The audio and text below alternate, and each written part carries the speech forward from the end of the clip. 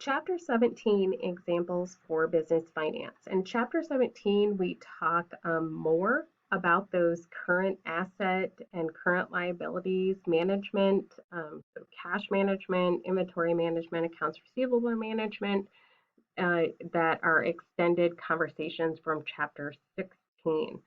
So we're going to start by talking about float.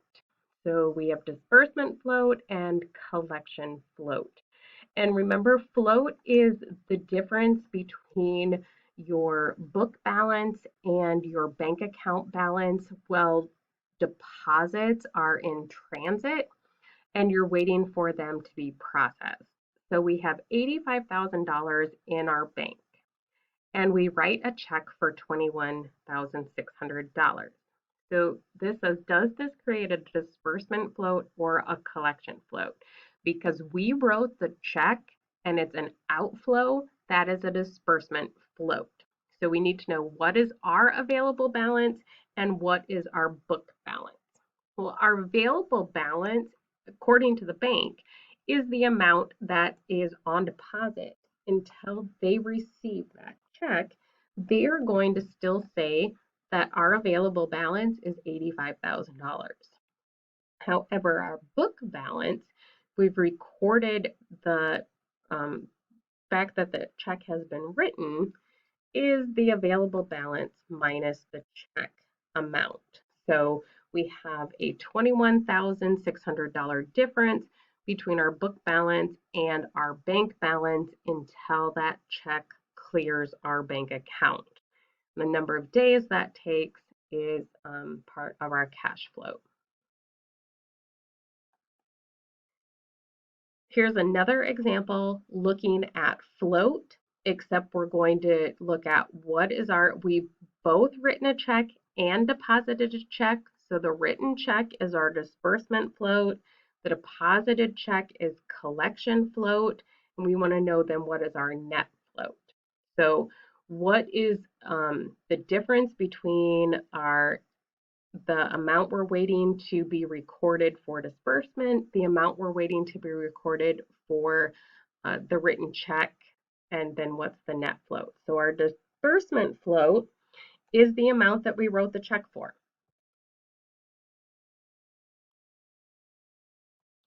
Our collection float is negative amount of the deposit that hasn't been recorded yet. So our net float is those two items added together.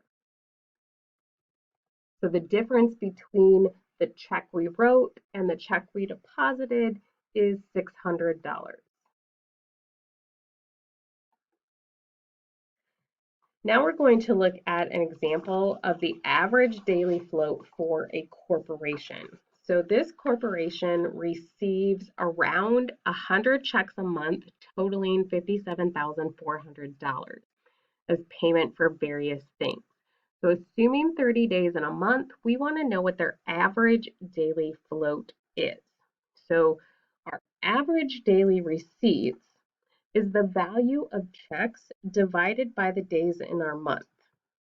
So how many checks we get divided by the number or the value of our checks divided by our daily amount. So on average, in a month, we receive $1,913 per day. Our average daily float is the number of days that our checks are delayed on average because of mail services and our average daily receipts. So our average daily float is the daily receipts times the number of days that our check clearing is delayed from. Remember, the things that cause float are the number of days it takes for us to receive it in the mail, the processing time within our organization, and then the processing time at the bank. So our average daily float is $5,740. In our next example, we're going to look at some receivables. So I actually love this example because the corporation names are hilarious. So we have Essence of Skunk Fragrances and Sewage Spray Fragrance. So Essence of Skunk has current credit terms of 110 and 30. This discount is taken by 60% of their customers. So first we want to know what is the amount of the company's receivables under this credit term policy.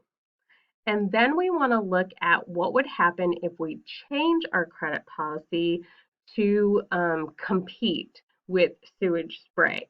So that's our main competitor, and we think that changing our credit policy will help us preserve our market share. So having a looser credit policy often increases the amount of sales that we receive. But how would that change affect our average receivables? So first, we're going to calculate what our total credit sales are. So how much do we sell? Well, we sell on average 6,700 units at $215 a unit. 6,700 times 215. So our total credit sales are $1,440,500. So the ACP are our collection period. So we have the net 30, and then we have that discount that is used by 60% of our customers. So 60% of our customers pay within 10 days, and the rest of our customers pay within 30 days. So if we're looking for average collection period, which is what ACP stands for, we have the 60% used times the terms of 1% plus a lot of parentheses. 1 minus the discount used times the net.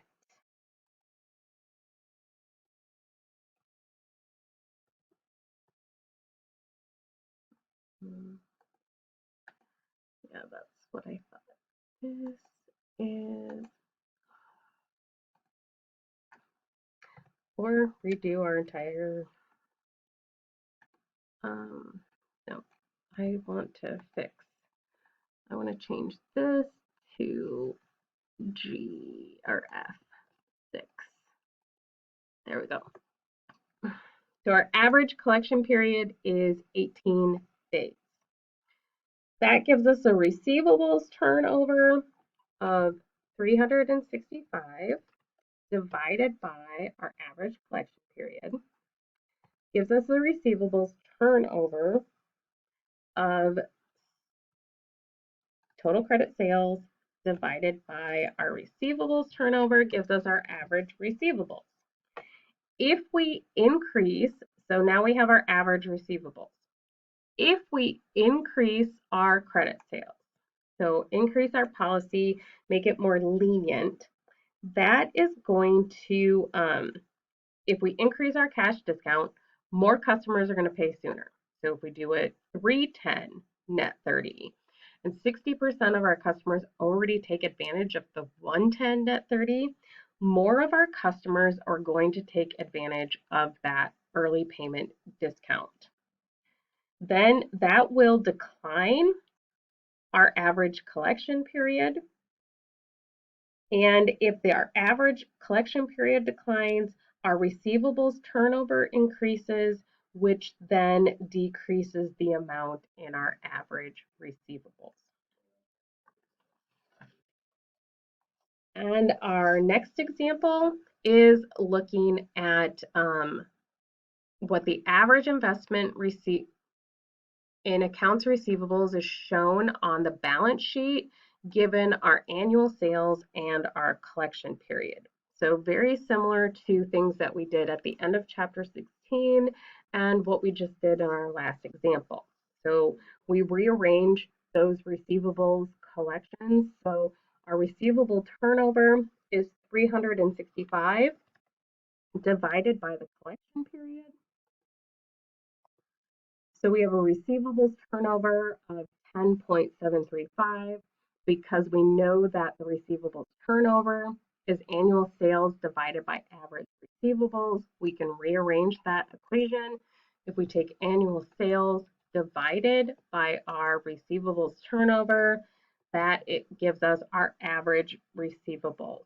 So our average investment in accounts receivable shown on our balance sheet of our financial statements is $2,747,945.21. Our last example for Chapter 17 is looking at inventory management. So inventory is also a current asset that we want to manage. So we're going to look at that economic order quantity. So the economic order quantity tells us based on carrying cost, order cost, how many items we use each year, what the lowest cost order of inventory is for us and how often we should order. So it's the optimal inventory policy for our company.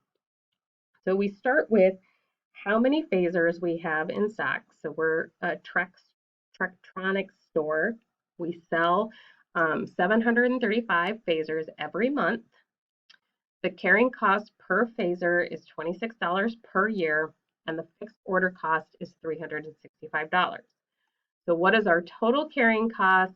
What is our order cost?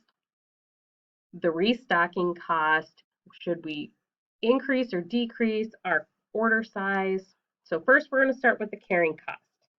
The carrying cost is the number of items, 735, divided by 2 times the carrying cost per unit.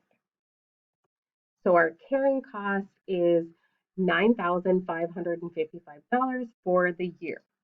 Our order cost is the frequency of sales, so every month, 12 times the fixed order cost.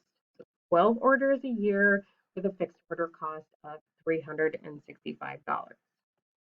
So our order cost is $4,380. So our EOQ, what we calculate, equals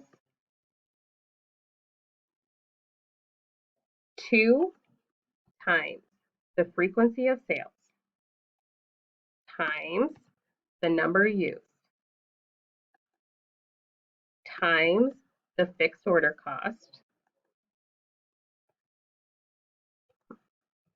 divided by the carrying cost per unit,